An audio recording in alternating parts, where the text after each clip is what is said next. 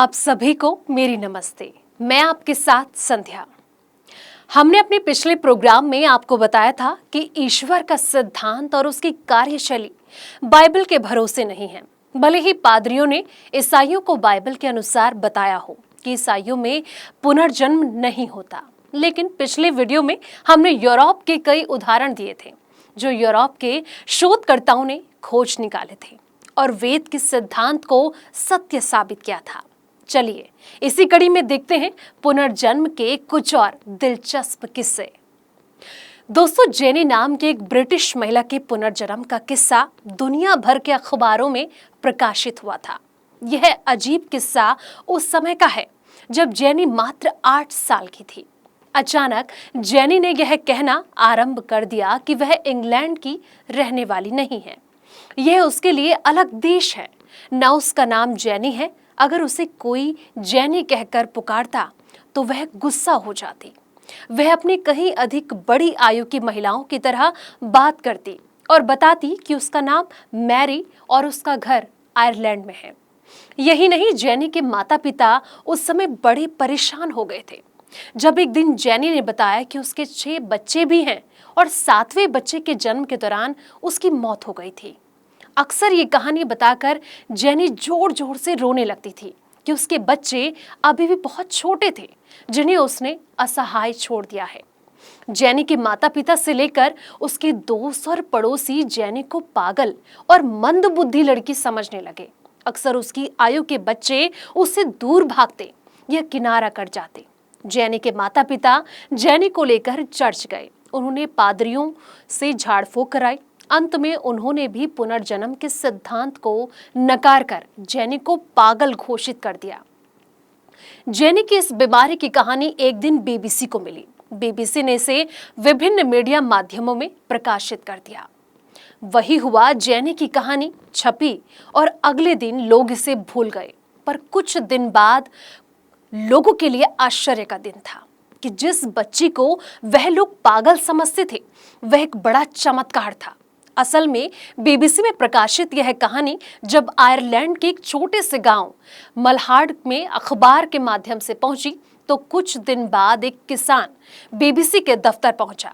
उसने वहां मौजूद मीडिया कर्मियों से जेनी का पता पूछा और बताया कि उसका पूरा नाम मैरी सोटन था और वह 6 बच्चों के बजाय 7 बच्चों की मां थी, क्योंकि 7वें बच्चे के जन्म के साथ मैरी चल बसी थी, लेकिन बच्चा बच गया था। यानी 24 अक्टूबर साल 1932 को डबलिन के रोटुंडा अस्पताल में मैरी की मृत्यु हो गई थी। किसान वहां के जेनी का नया पता लेकर उसके घर गया। जब वह जेनी से मिला तब यह सबके लिए चमत्कार था। वो लोग अब शर्मिंदा थे जो जेनी को पागल या मंदबुद्धि समझते थे। किसान से मिलकर जेनी काफी खुश हुई। वह किसान जेनी का पूर्व जन्म का पति था जो अब बूढ़ा हो चला था। जेनी ने अपने पूर्व जन्म के बच्चों से मिलने का अनुरोध किया। इसके कुछ दिन बाद सब बच्चे जेनी से मिले और पूर्व जन्म के बच्चों को जेनी ने पहचान लिया। उनका नाम, उनके साथ बिताए पल जेनी ने एक एक कर सब बच्चों को बताया कि सिर्फ एक को छोड़कर जिसके जन्म के साथ जेनी की मौत हो गई थी। अब यह सब देखकर जेनी का दर्द कम हो गया था कि वे सभी जीवित थे, बड़े थे, वास्तव में जेनी से कहीं ज्यादा उम्र के भी थे।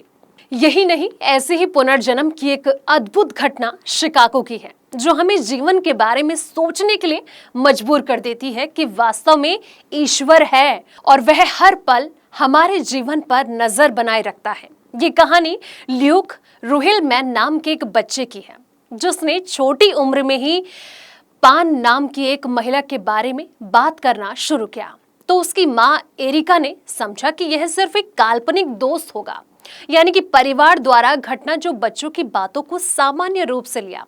लेकिन एक दिन गजब हुआ और गजब ये हुआ कि सालों पहले की एक घटना का जिक्र ल्यूक रुहिलमैन नाम के एक बच्चे ने करना आरंभ कर दिया। बच्चा अपनी मां को बताने लगा कि वह पिछले जन्म में शिकागो की एक महिला थी और शिकागो की एक बड़ी इमारत में आग लग गई थी जिससे गिरकर उसकी मौत हो गई थी। बच्चे की मां चकित थी हैरान थी क्योंकि उनका परिवार कभी शिकागो गया ही नहीं था। उसकी मां ने कई अखबारों के दफ्तरों में संपर्क किया। इसके बाद इंटरनेट के जरिए जानकारी निकाली तो पाया कि 1993 में शिकागो शहर के पैक्सटन होटल में आग लगने से 19 लोगों की मौत हो गई थी, जिसमें 30 साल की एक महिला भी शामिल थी जिनका नाम पाम रॉबिन्स था, जिस नाम का ल्यूक अक्सर जिक्र किया करता था। लेकिन ल्यूक की मां को अभी संदेह था और अपने संदेह को दूर करने के लिए ल्यूक की मां ने सभी मृतकों की फोटो डाउनलोड की और उसका प्रिंट आउट ले लिया। अगले दिन सुबह ल्यूक की मां ने ल्यूक का परीक्षण करने के लिए सभी मृतकों की तस्वीरों को बिस्तर पर फैलाया और अपने 5 साल के बच्चे को पाम की तस्वीरें चूमने को कहा। ल्यूक ने सभी तस्वीरों को देखा और पाम की तस्वीर की ओर इशारा किया। यही है उसकी तस्वीर जो इमारत से गिरकर मर गई थी। ल्यूक की मां हैरान थी। उसने इस घटना का जिक्र किया। इसके बाद घटना का सच जानने के लिए अन्य 18 मृतकों के परिजन भी ल्यूक से मिलने पहुंचे। उन्होंने जाना कि कैसे पैक्सटन होटल में आग लगी, कैसे आग फैली और किस तरह लोग उसकी चपेट में आए। ये कोई जादुई कथा नहीं है, बल्कि ये सच है। जैसा हमने अपने पिछले एपिसोड में वर्जीनिया मेडिसन विश्वविद्यालय में बाल मनोचिकित्सक के प्रोफेसर जिम बी टकर का जिक्र किया था। दरअसल जिम बी टकर का समस्त शोध पुनर्जन्म की घटनाओं पर आधारित है। प्रोफेसर टकर ने साल 2013 में एक किताब लिखी जिसका नाम है रिटर्न टू लाइफ, जो दुनिया भर के उन बच्चों की असाधारण कहानियों का खुलासा करती जो मानते हैं कि उनका पुनर्जन्म हुआ है। प्रोफेसर जिम बी टकर लिखते हैं कि जब कोई बच्चा पिछले जीवन स्मृति की बात करता है तो उसके हाव भाव बदल जाते हैं। उसके पास खड़े माता पिता अनुभव की सच्चाई से हिल जाते हैं।